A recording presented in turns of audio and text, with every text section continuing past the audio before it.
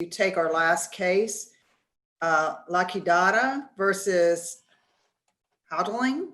Please excuse me if I got that wrong. Mr. Tripp, you need to unmute your microphone, please.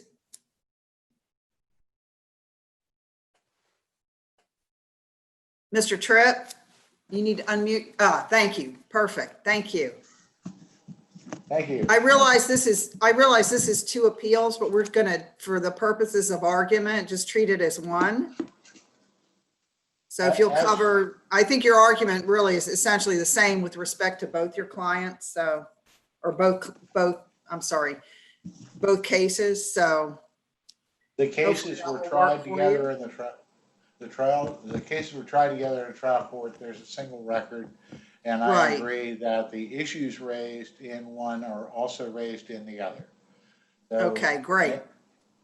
May it please the court, my name is Ted Tripp. I represent the appellant, Carl Lacadera, who was the respondent in the trial court. This appeal challenges the entry of two final orders of injunction entered pursuant to section 784-0485. The issue presented by this court, or for this court, is relatively straightforward. And that is, can profane speech alone, in the context of a communication between neighboring businesses who are involved in a commercial dispute, give rise to injunctive relief in the absence of any violence, any threat of violence, any firearms, anything beyond speech, admittedly profane speech, but speech alone. Sir, before you get, I'm sorry to interrupt, but before you get too much further into your argument, I know you did mention in your briefs why you thought this wasn't moot, even though the injunction expired, that there would be collateral consequences. Could you please elaborate on that for me? Certainly. Well, first of all, Your Honor, in any context of a temporary injunction for, in this case, stalking by harassment, it is impossible to obtain appellate review within a year, especially in the time of COVID. So the courts have recognized, and we've cited to some of those opinions in our brief, that this is the type of issue that is capable of repetition and avoiding appellate review. Mm-hmm. But the other issue in this case arises from the fact that the trial court found, and the statute provides, that if there is an injunction for harassment, that automatically results in the loss of the right to keep and bear arms. The Second Amendment right. Mr. Tripp, let me just go back a minute. You said that given the nature of injunctions, you can't, and the court's docket, I guess you said you can't really get here. But many of the injunctions last long periods of time. Some of them are permanent. So that argument I'm not so sure about. I mean, and quite frankly, we have cases on injunctions all the time. I mean, it's not like we don't have them. We have them. So I'm not so sure about that this is, something that's capable of evading review because it's so short term. So I just think you're mistaken on that part. Respectfully, Judge, I understand that injunctions can last a long time. This is a statutory injunction which is limited to 1 year in duration. And so that's the concern in the context of a stalking or harassment. So how's your client harmed now? I mean, what harm is your client experiencing now? How is he prejudiced? He is prejudiced by the fact that he has a record of having been found guilty of harassment and stalking. He has a... Well, wait. I just want to make sure I understand. This was just a civil injunction, wasn't it? It is a civil injunction that impacts his right, for example, to maintain and apply for a concealed carry permit. Isn't that only during the life of the injunction that that's true? It is true during the life of the injunction. It is unclear whether that will impede his right to retain the concealed carry permit. Oh, you don't know. I don't know. There is You no don't know. record. So we could be, you're looking for an advisory opinion here. No, I'm looking for the court to perform the function of determining whether or not the statutory basis for injunction was met by the evidence before the trial court. And Well, the sir, impact. I want to just go back to Judge Morris's question and maybe state it differently. At this point, given that the injunction has expired and that we don't render advisory opinions, what relief could we afford to your client? What relief we're asking the court to vacate the final judgment, which we contend was not supported by competent and substantial evidence, and which we contend violated Mr. Lacadera's Second Amendment rights. That constitutional deprivation is remedied only by vacating the judgment that we're asking the court to review on appeal. So it's in our, you've made, I don't believe it's in our record that he has a concealed weapons permit. I think you've raised it in your brief, but I don't think we have it in the record anywhere. And we certainly don't have a record that he owns a weapon. So that's not before us, right? Respectfully, Judge Morris, we raised this issue in the trial court, and we said to the trial judge. Well, you raised the issue, but was there proof that he had a concealed weapons permit, and was there proof that he had a weapon? Because, for example, I have a concealed weapons permit, but I don't own a weapon. So it's not uncommon to have the permit and no weapon. I don't know that there was direct testimony before the trial court about the existence of a concealed carry permit or the existence of weapons or his ownership of weapons. So we don't know if he's been harmed or not. We know that his right to keep and bear arms, protected by the Second Amendment, is expressly abrogated by the form order entered by the court in the absence of any showing of a factual basis requiring that Second Amendment right to be taken away. But again, that's only during the life of the injunction. It is only a constitutional injury during the life of the injunction. That is correct, Your Honor. So I get, would it be accurate to say that your argument is that a past constitutional violation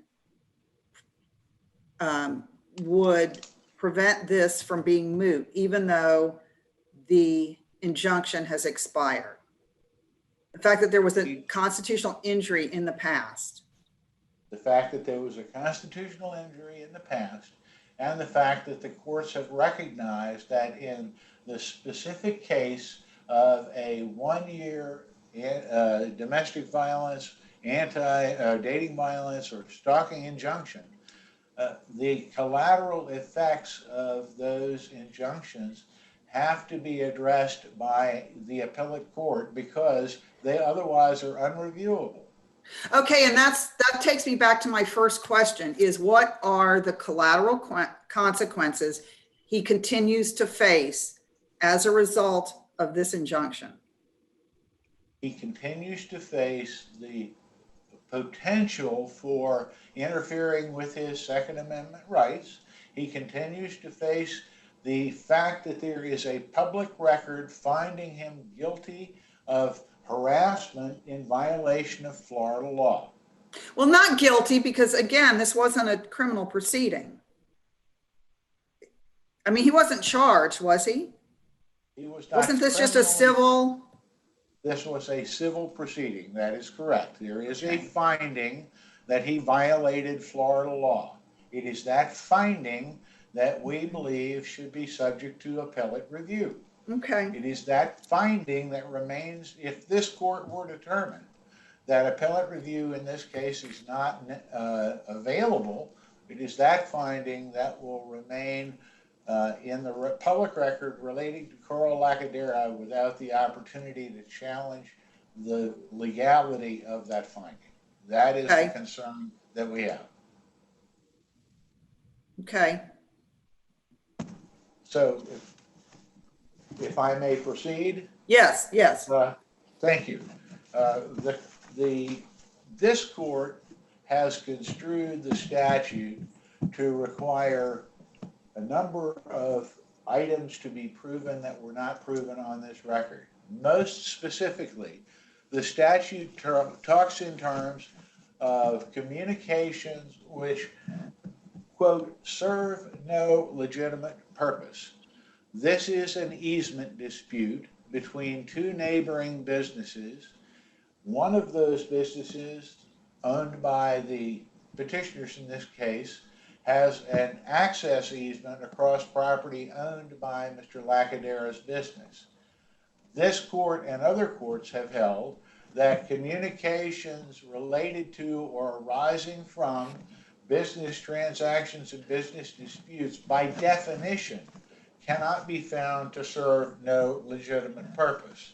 And we cite to this court's decision in Alter versus Piquette, in which the alleged harassing communication arose from a request to repay a loan.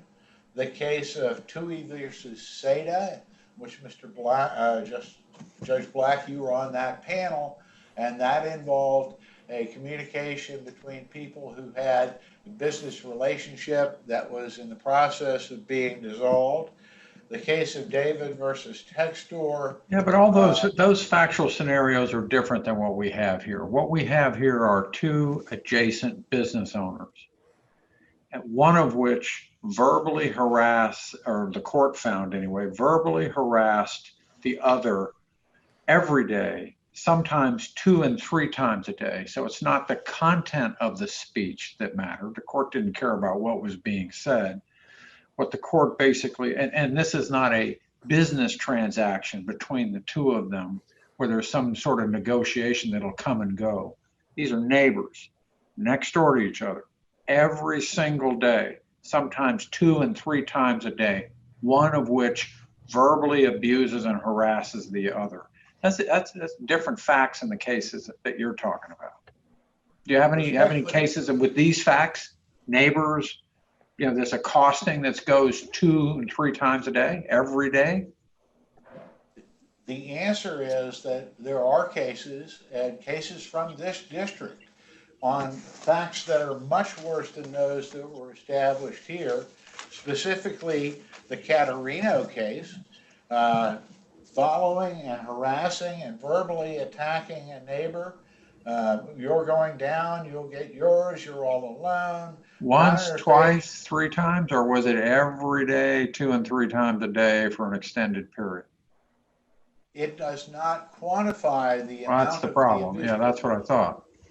But the other thing I think is important to note, Judge Morris, is what is different about this case is that these are not neighbors. These are businesses in which one business. Well, they're business neighbors. They're business neighbors, right? Aren't they adjacent to each other? They have this alleyway that separates them that they can't seem to agree on how they use. I mean, that's a neighbor in my mind, but maybe that's an improper use of the term. This case involves an easement, which is on property owned by the respondent. These interchanges, is undisputed, arose from the fact that the petitioners are misusing the easement, and that misuse is being objected to by Mr. Lacadera, the appellant. You'll recall, if you reviewed the record, that we asked the court simply to find that Mr. Lacadera could move about property that he owned without violating the injunction.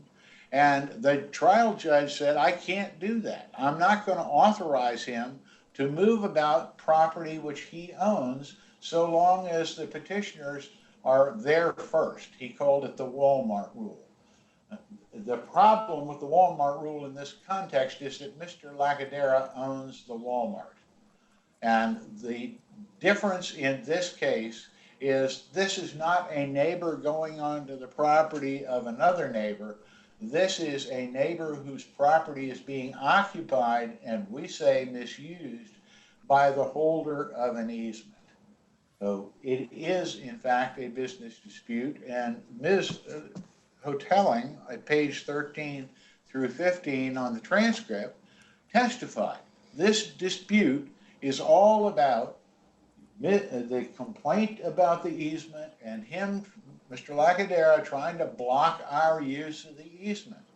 That's what this case is about. It's not a case about stalking. This is a case that should have been in the circuit court civil division, where the rights and duties of the parties to this easement could have been adjudicated. Yeah, that's what it sounds like. The trial judge recognized that. The trial judge said, this is a dispute about the use of an easement, and I cannot and will not resolve the rights of the parties under the easement. Once that decision was made, the trial judge should have sent the case to the civil circuit division, but he should not have determined the rights to use and occupancy of property owned by Mr. Lacadera based upon a heated series of interchanges, even on a daily basis, where the use of property owned by Mr. Lacadera's company was the basis for the dispute. So the concern that we have on this record is that the type of emotional distress that was testified to summarily by Mr. and Mrs. Hotelling simply does not establish the kind of substantial emotional distress that the courts have required. I'm sorry. No, I'm sorry. I was just coughing. Sorry. Okay. Your square lights up when you cough. Sorry. I know. Sorry. So if you review the case law, it is clear that substantial emotional distress is intended by the legislature to impose a more strict requirement than merely harassing, merely upset. If you review the transcript, Ms. Hotelling said, look, we're tough people, we're business people, we're on the news all the time with the county trying to shut us down. But every day when I drive to work, I get upset because of— Well, but you also argued that it was an objective standard. So you're getting into this subjective argument there, aren't you? No, I'm saying it is an objective standard, and that the subjective feelings of Ms. Hotelling and her husband are not sufficient. It's interesting, in this case, the judge did not look at the objective standard. He did not make a finding that a reasonable person would suffer substantial emotional distress. He simply said they've experienced distress, and under the law, that's simply not sufficient. Especially, again, in this context of two business people who have an admittedly heated dispute, simply getting on the stand and saying, I'm upset, does not meet the kind of exacting standard that the legislature intended when they spoke of substantial emotional distress.